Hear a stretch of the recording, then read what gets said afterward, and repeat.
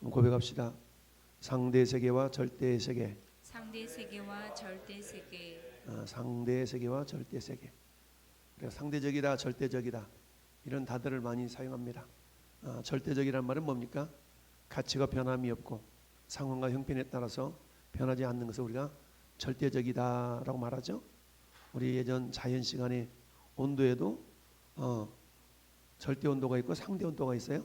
그래서 절대 온도 273도입니까? 이렇게 해서 그 온도를 기준으로 절대 온도, 상대 온도 이런 여러 가지 절대라는 말, 상대라는 말, 상대적이다. 여러분 상대적이라는 말은 뭡니까? 뭔가 뭐에 비교해서 이런 의미가 되겠죠. 뭔가를 기준으로 비춰볼 때 이런 의미가 상대적이다. 그러니까 어떤 비교의 대상이 있다는 얘기죠. 절대적이라는 것은 뭡니까? 비교의 대상이 없는 아주 독특하고 우월하고 이런 것을 보통 절대적이다, 변하지 않는다 이런 의미로 우리가 절대적이다, 상대적이다 라고 말을 합니다. 그러면 이 땅에 존재하는 모든 것들은 상대적이에요? 절대적이에요? 이 땅에 존재하는 모든 것은 다 변해요. 변하지 않는 것은 오직 하나님의 말씀만 변하지 않죠. 그러니까 절대적인 것은 결국 뭐예요? 절대적인 것은 말씀입니다. 할렐루야. 하나님만이 절대자이시다. 우리 절대자, 변하지 않는다는 얘기죠. 그러니까 하나님은 절대자이시면서 절대자의 말씀인 성경도 절대적이다 라고 말씀할 수 있습니다. 오늘 말씀의 제목이 그렇다면 상대 세계와 절대 세계. 그럼 우리가 살고 있는 이 세계는 상대적인 세계, 즉 상대 세계라 라고 말할 수가 있죠. 여러분 얼마나 날씨가 변덕스럽습니까? 세상에나 어저께 참 아침부터 비가 내리더니 오전에는 세상이 그냥 하늘이 빵꾸난 듯이 막 엄청나게 요 옆에 도로가 보도블럭하고 인도하고 차도하고 구분이 없을 정도로 막 빗물이 이렇게 쌓여가지고 고여서 그런 걸 봤는데 그러니까 우리 기온이라는 건 기후라는 것은 참 아침 다르고 저녁 다르고 굉장히 다르죠. 오늘은 또 선선한 바람이 붑디다. 병땡역에 전도하는데 선선한 바람이 불어서 그나마 더우면서도 또 시원한 바람이 가끔 불어서 참 감사했는데 여러분 오늘 본문의 내용 사도 바울은 저 하늘 3층천까지 올라갔다 온 사람이죠. 그러면서 12장 1절 2절 이 사람이 뭐라고 얘기냐, 자기 자신을 제3자 이야기하듯이 자기 이야기하는 거거든요. 무익하나마 내가 부득불 뭐하노니 자랑하노니 주의 환상과 계시를 말하리라. 내가 그리스도 안에 있는 한 사람을 안다. 마치 자기하고는 좀 이렇게 관계없는 사람인 것처럼 한 사람 내가 알거든. 근데 그는 14년 전에 셋째 하늘에 이끌려간 자라. 셋째 하늘에 이끌려갔대. 여러분 보통 우리가 하늘 비행기가 날아다니는 하늘을 첫 번째 하늘이라고 그래. 첫 번째 하늘. 두 번째 하늘은 뭐예요? 해와 달과 별들이 있는 이 하늘을 보통 두 번째 하늘이라고 얘기합니다. 그럼 세 번째 하늘은 뭐예요? 세 번째 하늘은 하나님이 계신 공간. 보통 이렇게 얘기하죠. 그러니까 내가 그리스도 안에 있는 한 사람을 아는데 그는 14년 전에 셋째 하늘에 이끌려 갔다는 거죠. 근데 이끌려 갈 때 그때의 상황이 그가 몸 안에 있었는지 몸 밖에 있었는지, 우리를 말하면 비몽사몽간에 내가 내 몸이 있는지 나간지, 우리 보통 우리가 우리 안에 영혼이 육체를 이렇게 벗어나는 걸 죽음이라 그러잖아요. 근데 죽지 않고도 육체를 이렇게 벗어나서 거의 죽음 지경을 경험한 것을 보통 임사체험이라고 하거든요. 임사체험. 그러니까 임사체험은 거의 죽을 뻔한 경험. 이걸 임사체험이라고 합니다. 미국에는 임사체험자들이 굉장히 많다라 그래요. 그러니까 임사체험, 거의 죽음 직전에 갔다가 되돌아온 사람들의 공통적인 고백 중에 한 가지가 뭐냐면, 어떤 사람은 천국을 경험하고 온 사람들은 하얀 빛이 있었다. 그러고 가봤더니 자기 일생이 스크린에 필름 돌아가듯이 팍 일순간에 돌아가더라. 이런 것들을 얘기하잖아요. 우리 지난주에 오셨던 우리 권사님, 그건 김희주 권사님. 이 김희주 권사님도 그렇잖아요. 하나님께서 한 5분 정도밖에 안 됐는데 하늘을 이렇게 보고 올 수 있도록 천국에 자기 생명책에 자기 이름이 있더라는 거 아니겠어요? 이런 경험들을 누가 했어요? 어떤 사람이 했어. 근데 그 어떤 사람이 결국은 자기 자신이거든요. 그러니까 사도 바울이 자기 자신을 드러내놓고 내가 이런 사람이야 라고 드러내지 못하는 까닭을 오늘 본문이 얘기한 거예요. 그러면서 몸 안에 있었는지 몸 밖에 있었는지 나는 모르거니와 하나님은 아시느니라. 내가 이런 사람을 아노니 그가 몸 안에 있었는지 몸 밖에 있었는지 나는 모르거니와 하나님 아시느니라. 그러면서 셋째 하늘이 어딘가 봤더니 셋째 하늘을 4절에 그가 낙원으로 이끌려가서 낙원으로 이끌려갔다. 그러니까 우리가 보통 천국, 지옥 이렇게 표현하죠. 낙원은 우리가 천국 전 단계라고 표현하기도 하고 그러거든요. 그러니까 거의 천국이라고 표현하면 되죠. 그래서 그가 낙원으로 이끌려 가서 말로 표현할 수 없는 말을 들었으니 말로 표현할 수 없는 말. 이건 뭐예요? 세상 말과는 다른 어떤 말이겠죠?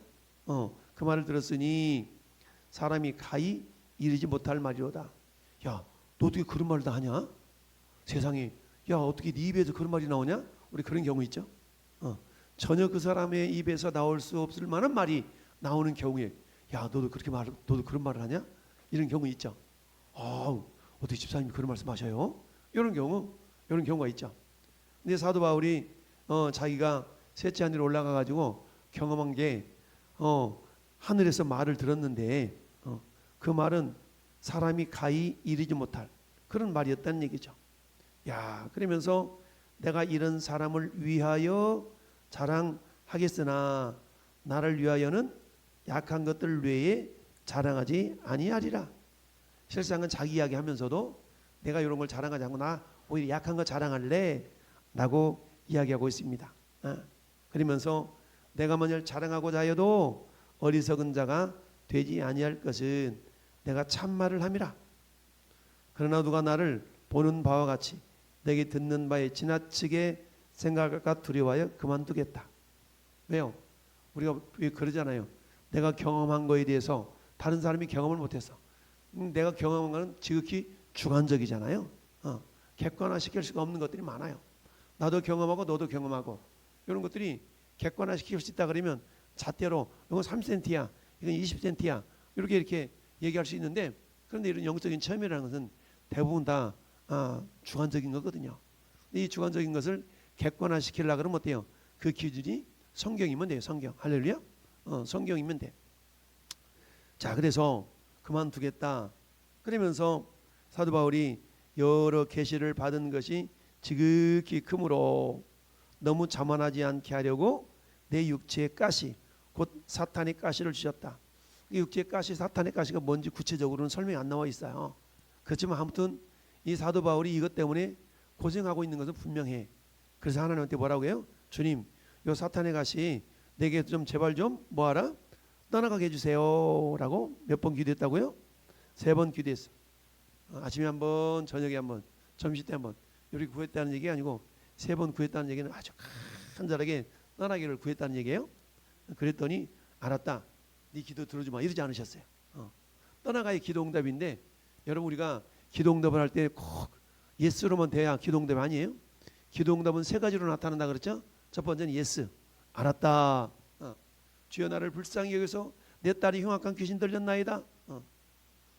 바로 고쳐주는 것이 뭐예요? 예스로 응답하시는 것이죠. 근데 어때요? 두 번째는 뭡니까? No, 아니다라는 얘기죠. 아니다. no로 응답할 수 있습니다. 우리 막 구하는데 오늘 말씀이 그 말씀이잖아요. 이거 좀 제발 좀 제거해달라고 했더니 주님은 아니야, 됐어 이거잖아. 이 no로 응답하시는 거. 이것도 응답입니다. 할렐루야. 3번째 응답은 뭐예요? 기다리라라는 거 아니겠어요? 기다리라. 아직 때가 안 됐다는 얘기입니다. 때가 안 됐어.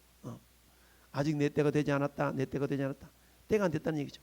그래서 기다리라는 얘기죠. 이처럼 우리가 기도할 때 기도는 3가지로 응답이 된다.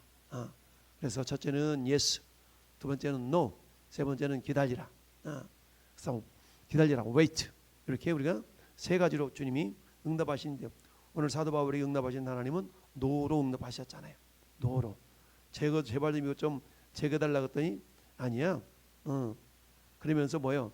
이것이 내게 떠나게 가기 위하여 3번 주께 간과했더니 내게 이르시기를 내 은혜가 네게 족하다. 그게 뭐요? 남아있는 것이 은혜라는 얘기죠. 우리도 그럴 때 있잖아요. 하나님 제발 요 문제만 해결해 주면 좋을 것 같아. 제발 요 문제만 해결해 주면 좋을 것 같아. 우리 생각에는 요 문제만 해결하면 내가 신앙생활도 잘할 것 같고 하나님도 잘 섬길 것 같아. 근데 누구보다 나를 더 잘하시는 분이 누구예요? 하나님이죠. 하나님. 하나님 보실 때 야 너 그거 너한테 있어야만이 더 신앙생활 잘할 것 같은데 이러고 이렇게 하나님이 여기신다 그러면 우리가 제발 좀 제거해 달라고 해도 아니야 내 은혜가 내게 좋게 라고 말씀하실 수가 있어요. 그랬더니 뭐예요? 깨닫게 된 거죠. 나에게 이르기를 내 은혜가 네게 족하다. 이는 내 능력이 약한 데서 온전해짐이라. 할렐루야. 그러니까 만약에 육체 가시가 제거돼 버리면 사도 바울은 어떤 존재가 되면 강한 자가 되는 강한 자가 돼. 근데 주님은 뭐라 말씀하시냐면 내 능력이 강한 데서 온전해지는 것이 아니라 약한 데서 온전해진다는 거예요. 할렐루야. 네. 그러니까 에이 주님 능력은 나한테 약해도 괜찮으니까 제발 이거 좀 제거해 주세요. 이렇게 구체적으로 다시 기도하지 않고 그래? 그러면 주님의 능력이 나한테 나타나려고 그러면 내가 약해야 되겠네? 알았어요 주님 알았어요. 제가 그거 육체까지 그냥 안고 갈게요. 이렇게 지금 고백하고 있는 겁니다. 할렐루야. 그렇다면 오늘 말씀의 제목이 상대 세계와 절대 세계이지 않습니까? 그러면서 그리스도의 능력이 내게 머물게 하려 함이라. 자 그러면 상대 세계 절대 세계 여러분 우리가 가짜라는 것은 변하는 거거든요. 진짜는 변하지 않는 거예요. 그래서 우리가 상대 세계와 절대 세계를 다른 말로 말하면 따라합시다. 가짜와 진짜. 가짜와 진짜라고 표현할 수 있어요. 여러분 어느 아파트 단지가 저 벌판에서 이곳이 아파트 부지입니다 라고 광고를 했네. 근데 아직 첫 삽도 안 떴어. 근데 저쪽에는 지금 뭐 하고 있어요? 모델하우스가 있어. 모델하우스. 여기 주공 아파트 2단지 3단지에 그 허른 데가 그쵸? 다 허렀는데 요 합정초등학교 그 사거리 옆에다가 모델하우스를 지어놨어. 모델하우스를 지어놨어. 근데 아직 기초공사도 안 오고 있죠? 땅 파기하고 있는 거야 지금. 근데 모델하우스를 들어가 보면 어때요? 이곳에 지어질 아파트가 어떻게 생기는가를 알 수 있죠. 근데 사람들이 모델하우스를 보면서 야 나 이곳에 살아야 되겠다 이렇게 생각하는 것이 아니라 그 모델하우스를 바라보면서 저쪽에 지어질 아파트를 생각하는 겁니다. 할렐루야. 그러면서 요 모델하우스는 뭐예요? 일종의 상대적인 세계. 할렐루야. 상대 세계 또는 가짜라고 말할 수 있겠죠. 그러면 진짜는 어디 있는 거예요? 그 뒤편에 건설 현장에서 지어지고 있을 앞으로 지어질 그 아파트가 뭐가 되는 거? 진짜가 된 거고 이게 절대 세계가 되는 거죠. 할렐루야. 그렇다면 오늘 사도 바울이 자기 자신의 육체에 있는 육체의 가시를 막 제거해 달라고 그랬어. 그때 주님이 안 된다라고 말하면서 내 능력이 약한 데서 온전해진다라는 얘기죠. 약한 데서. 그러면 주님의 능력은 변해요, 안 변해요? 주님의 능력은 안 변해. 그리고 뭐야? 절대적인 거거든요. 근데 연약하면 내 연약함은 변할 수 있는 거잖아요. 할렐루야. 이건 상대적인 거라는 얘기입니다. 그러면 우리가 이 땅 신앙생활 할 때도 역시 마찬가지. 우리는 절대적인 것을 부여잡고 절대적인 것을 바라보고 나갈 때에 이 상대 세계 가운데서 우리 믿음이 연약하다가도 다시 벌떡 일어날 수 있거든요. 근데 상대적인 것에 붙들려 있다 보면 우리 신앙이 막 흔들려. 어떤 분이 어제 오랜만에 평택역 광장에서 만났어요. 대전에 사시는 권사님이신데 딸내미가 평택에 살아. 평택에 사는데 평택 이사 온 지가 딸내미가 한 2년 됐어. 근데 이 딸내미가 신학을 했는데 지금 그냥 평신도로 섬기는데 이분의 아들이 고등학교 2학년인가 되는데 얘가 교통사고를 당해가지고 발목을 거의 자를 뻔했어. 그런데 감사하게도 발목을 자르지 않고 의사가 못 걷는다고 그랬는데 지금 뒤뚱뒤뚱 걷고 있어요. 그럼 이게 감사할 일이야? 감사할 일이죠. 근데 이 학생의 어머니가 신학도 하고 그리고 전도사로 섬기다가 지금 병신으로 섬기는데 그런 믿음이 우리 보통 사람들이 믿음이 있는 거예요. 믿음이 있는 사람이잖아요. 신학도 했고 전도사님으로 섬기다가 지금 어찌됐든 뭐 결혼해서 병신으로 섬기다는데 근데 막상 남의 자식이 그렇게 힘들고 어려우면 막 위로의 말씀도 주고 막 기도도 해주고 막 그랬는데 막상 자기 자식이 그렇게 아프고 내 새끼가 그렇게 막 고난을 당하니까 그 신앙했다는 분의 어머니, 그러니까 고등학생의 할머니가 권사님이신데 할머니가 그러니까 목사님 내 딸이요 요즘 우울증 걸려가지고요 너무너무 고생을 해가지고 너무 힘들어요. 그래가지고 자기 신랑이 없으면 막 무서워가지고 막 그런다는 거야. 그 보통 생각할 때는 신학도 했고 전도사님이기도 하고 그러면 좀 믿음이 좋아서 자기 아들이 어떤 어려움이 있어도 걱정 마 아들, 하나님께서 그 문제 해결하시고 하나님 담대해 주실 거야, 이렇게 할 것 같은데 막상 내 새끼가 그러다 보니까 그게 안정이 안 되어지고 막 불안하고 요러더라는 거예요. 그러니까 내 새끼가 아니고 다른 사람 같았으면 아주 믿음이 출중해가지고 막 위로의 말도 하고 권면의 말도 하고 막 이래되는데 막상 내 새끼가 그러고 나니까 그 권사님 말씀이 그래요. 내 딸이지만 얘가 신학도 하고 그랬거든요. 근데 좀 보니까 너무 애처롭다는 거야. 막 믿음으로 이겨야 되는데 그렇지를 못했다는 거죠.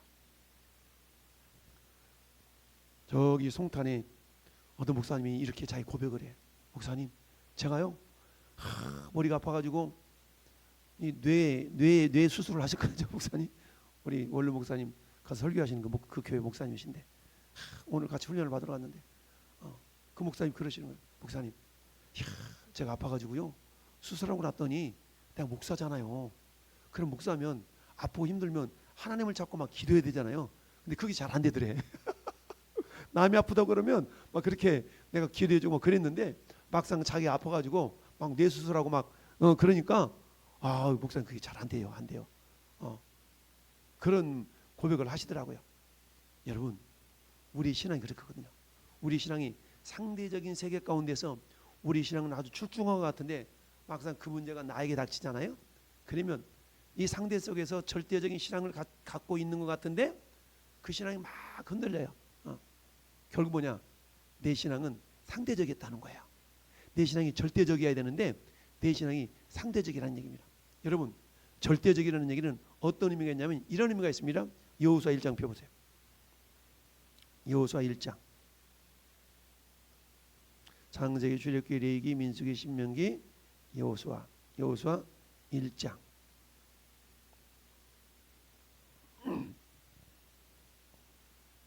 자, 5절 읽고 7절 읽습니다. 시작. 내 평생에 너를 능히 대적할 자가 없으리니 내가 모세와 함께 있었던 것 같이 너와 함께 있을 것임이니라. 내가 너를 떠나지 아니하며 버리지 아니하리니. 7절.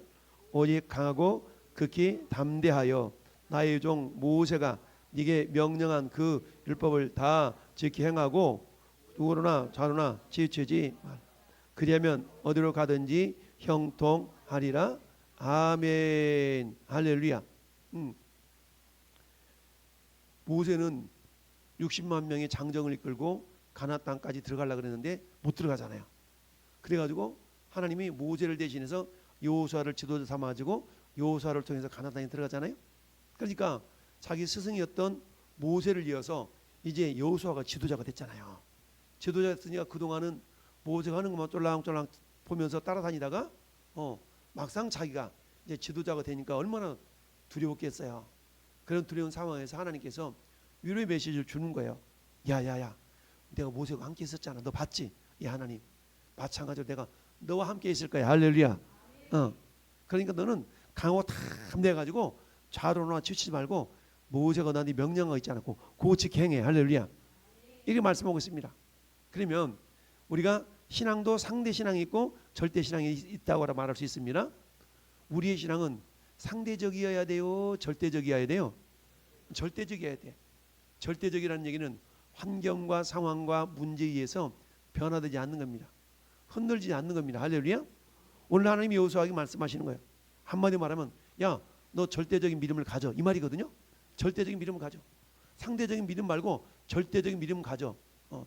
우리가 남들에 대해서 권면해주고 위로해주고 격려해줄 수 있지만 막상 그 문제가 내 문제가 돼버리면 우리 새벽기도 때도 그런 얘기했잖아요. 새벽기도 때도 여러분, 우리 신앙이 성령이 충만하면 도금, 금도금한 그런 신앙이 아니라 진짜 신앙이 된다고요. 할렐루야. 네. 도금한 신앙은 이게 긁어보면 이게 도금한 건지 순금인지 알잖아요. 여러분, 욥은 욥기 8장에서 뭐라고 말씀했어요? 내가 훌륭 연단을 다 거친 이후에는 내가 정금같이 나오겠다. 할렐루야. 순금이 된다는 거 아니겠습니까? 그러니까 여러분, 내 신앙이 상대적인 신앙에서 절대적인 신앙으로 옮겨가는 그런 어떤 과정이 있어요. 그 과정은 뭐냐면 요 사도 바울이 오늘 고린도 12장에 고백했던 것처럼 육체 가시가 없었더라면 잘 될 것 같은데, 자기 생각에는 육체가 가시가 없으면 잘 될 것 같고 신앙생활 잘할 것 같은데, 하나님 보실 때는 아니에요. 너한테 육체 가시가 있기 때문에 네 믿음이 절대적인 믿음으로 절대적인 신앙으로 변화될 수 있다는 얘기입니다. 할렐루야. 네. 우리도 역시 마찬가지. 그래서 성경은 시편 119편 67절에 고난당한 것이 내게 유익이라 라고 말할 수 있는 겁니다. 할렐루야. 고난이 내게 유익이에요. 여러분, 어떤 사람이 고난이 유익이라고 받아들일 수 있겠어요? 오늘 사도 바울이 육체까지 제발 좀 제거해 주세요. 근데 하나님께서 뭐라고 말씀해요? 야, 내 은혜가 너한테 족하거든. 내 능력은 말이야 약한 데서 온전해져. 할렐루야. 그러니까 사도 바울에게서 그 가시가 있는 것이 약한 거잖아요. 그 약한 것에서 하나님의 능력이 온전해진다는 얘기죠. 그러니까 그 약한 것을 통하여서 사도 바울은 하나님의 능력을 경험할 수 있는 거예요. 할렐루야. 그러니까 결국 내 믿음이라는 것은, 내 신앙이라는 것은 상대적인 신앙이 아니라 절대적인 신앙이 되어야 되는데, 이 상대적인 신앙에서 절대적인 신앙으로 이렇게 옮아가는 하나의 통로가 뭐냐면 육체의 가시라는 겁니다. 육체의 가시. 전에 여러분들에게도 육체의 가시가 있을 수가 있어요. 여러분, 그 육체의 가시가 있기 때문에 더 주님을 의지하고 더 주님을 신뢰하고. 할렐루야. 육체의 가시가 없다면 뭐요? 내가 나타나요. 내가 이래봬도 내가 말이야. 근데 육체의 가시가 있으면 내가 자랑할 게 없거든. 내가 자랑하는 것은 내 안에 계신 주님을 자랑하게 됩니다. 할렐루야. 하나님은 이걸 원하셔서, 그래서 사도 바울에게 그 육체의 가시가 그냥 있도록 하나님이 그냥 허락해 버린 겁니다. 이걸 깨달았던 사도 바울은 어때요? 은혜가 족함을 믿고, 야, 그래? 그렇다면 하나님 감사합니다. 그걸 감사함으로 받아들인 줄 믿습니다. 여호수아도 역시 마찬가지. 야, 여호수아야, 이게 상대적인 것은 상황 형편이거든. 모세가 없는 것은 상대적인 거야. 근데 하나님 말씀은 모세가 있을 때도 말씀이 있었고 모세가 없을 때도 말씀이 있어요. 할렐루야. 하나님의 말씀은 절대적인 겁니다. 그러니까 절대적인 것을 부여잡아야만이 우리가 흔들지 않는 겁니다. 절대적인 것은 하나님이요, 하나님의 말씀입니다. 그래서 여호수아를 통해서 하나님께서 좌로나 우로나 치우치지 않는 비결이 뭐라고요? 말씀을 부여잡는 겁니다. 할렐루야. 하나님 내 안에 계심을 믿는 거고 신뢰하고. 할렐루야. 이겁니다. 야, 그래서 고린도 전서 13장 12절에 사도 바울이 이렇게 고백해요. 우리가 지금은 거울로 보는 것 같으나 그때는 얼굴과 얼굴을 대하여 볼 것이요. 지금은 우리가 부분적으로 아는데 그때는 주께서 나를 아신 것 같이 온전히 알리라. 할렐루야. 여러분, 거울을 보세요. 거울 속에 있는 나는 나야, 내가 아니야. 나는 나야. 나는 나지만 진짜 나는 아니죠. 가짜 나야. 나하고 똑같이 생겼지만 거울 속에 있는 나는 거울 밖에 있는 실체, 진짜인 내가 움직이는 대로 움직이잖아요. 할렐루야. 그래서 저는 여러분들에게 있어서 오늘 상대의 세계라는 것은 이 땅에 존재하는 모든 삶의 현상, 이런 것들은 상대적이고 상대적인 세계 속에 우리가 살아가는 겁니다. 할렐루야. 근데 우리는 어때요? 우리가 장차 들어가야 될 것은 변하지 않는 세계, 절대적인 세계를 향하여 우리는 나가고 있습니다. 그러면 절대적인 세계에 합당한 사람들은 상대적인 신앙을 가진 자일까요? 절대적인 신앙을 가진 자일까요? 절대적인 신앙을 가진 자예요. 절대 신앙을 가져야만이 절대 세계에 합당한 사람이 되는 겁니다. 할렐루야.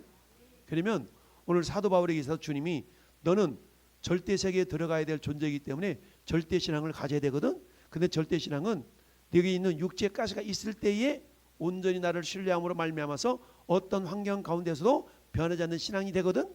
그래서 사도 바울은 빌립보서 4장 10절, 빌립보서 4장 보세요. 빌립보서 4장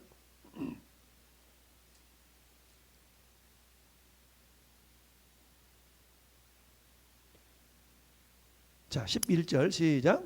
내가 궁핍함으로 말하는 것이 아니니라. 어떠한 형편에든지 나는 자족하기를 12절. 배웠노니 나는 비천하게 처할 줄도 알고 풍부에 처할 줄도 알아. 모든 일 곧 배부름과 배고픔과 풍부와 궁핍에도 처할 줄 아는 일체의 비결을 배웠노라. 아멘. 많이 가졌다고 교만하지 않고요. 없다고 비굴하지 않고요. 이런 거거든요. 그러니까 많이 가졌다고 교만하지 않고 없다고 비굴하지 않는 거. 이게 뭐예요? 이게 절대적인 거예요. 그러니까 어떤 상황에서도 뭐 할 줄 알았다고요? 자족하기를 배웠대요. 자족한다는 얘기입니다.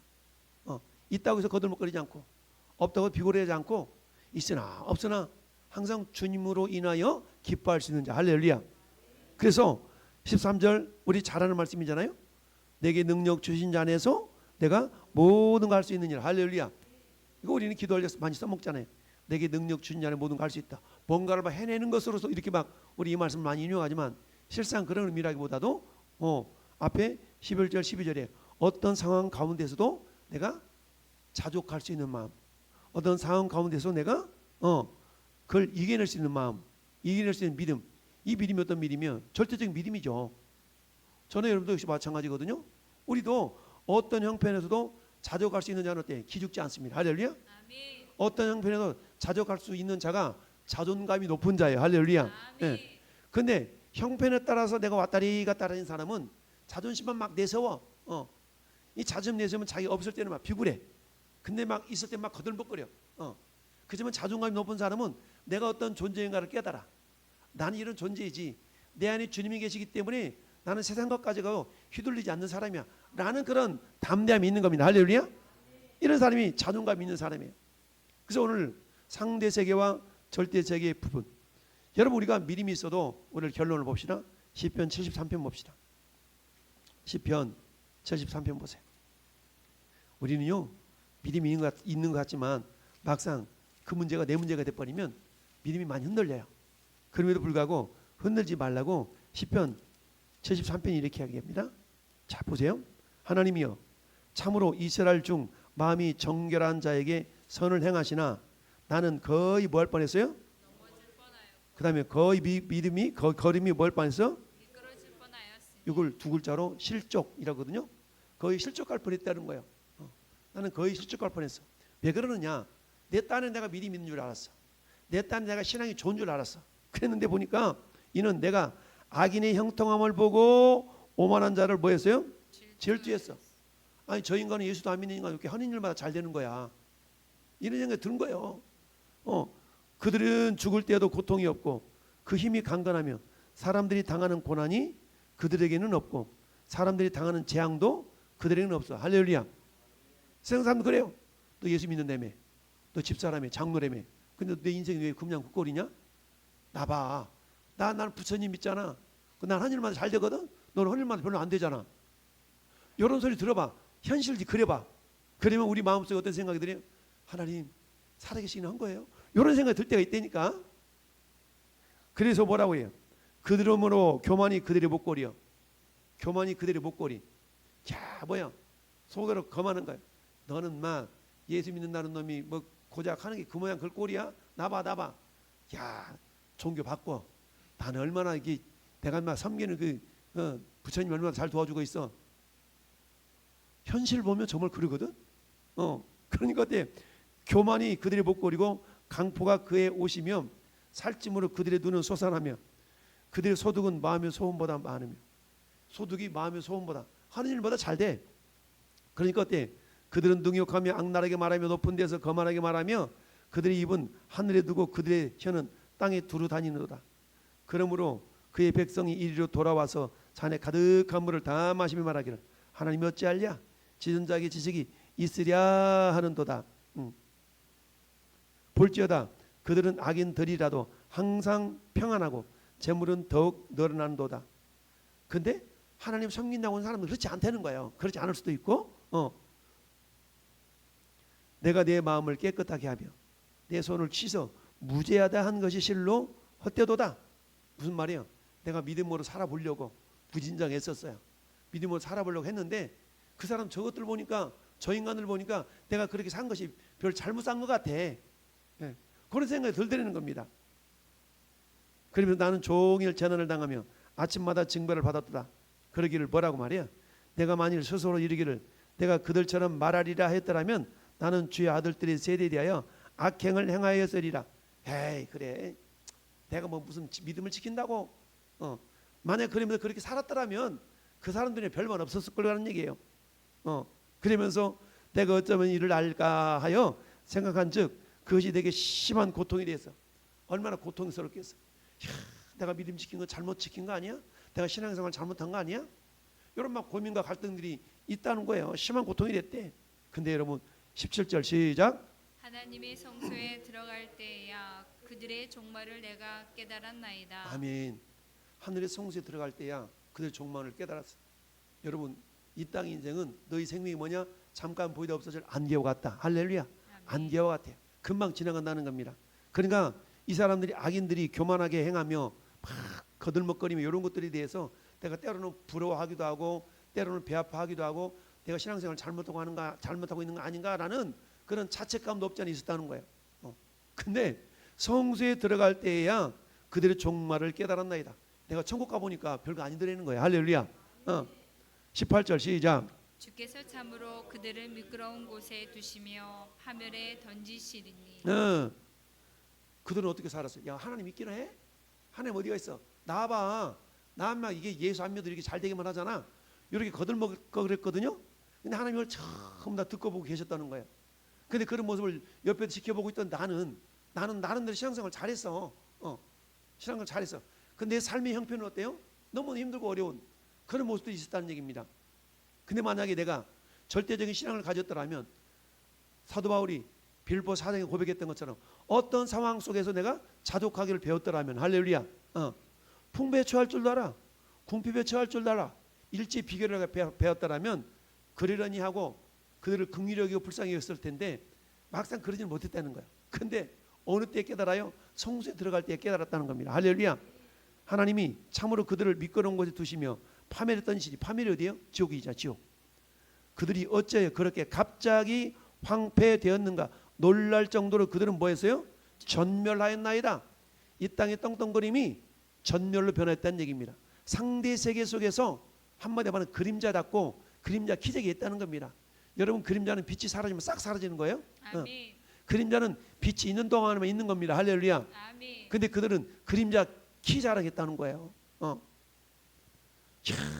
그러면서 주여 사람이 깬 후에는 꿈을 무시한 같이 주께서 깨신 후에는 그들의 형상을 뭐한다?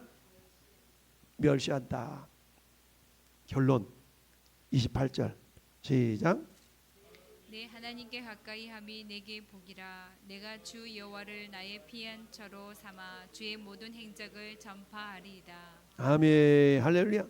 여러분 26절도 보세요. 내 육체와 마음은 쇠약하나 하나님은 내 마음의 반석이시오 영원한 분깃이시라. 할렐루야.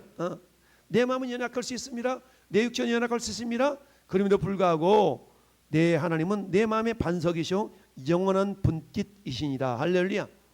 변하지 않는 그 하나님이 내 안에 반석이 되셔서 나를 반석 위에 높이 세우신 줄로 믿습니다.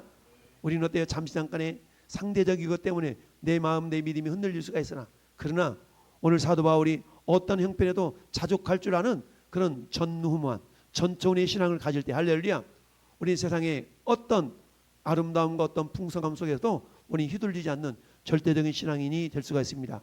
이 상대 세계 속에서 우리는 또 절대 신앙을 준비해서 절대 세계에 들어가는 겁니다. 할렐루야. 따라서 저는 여러분들이 절대적인 신앙의 주인공이 될 수 있도록 할렐루야. 이번도 우리가 기도로 무장하고 말씀으로 무장하고 성령으로 무장해서 할렐루야. 어떤 상황 속에도 전혀 기죽지 않는 당당함과 담대함이 저우리 가운데 나타날 수 있기를 예수님의 이름으로 축원합니다. 아멘.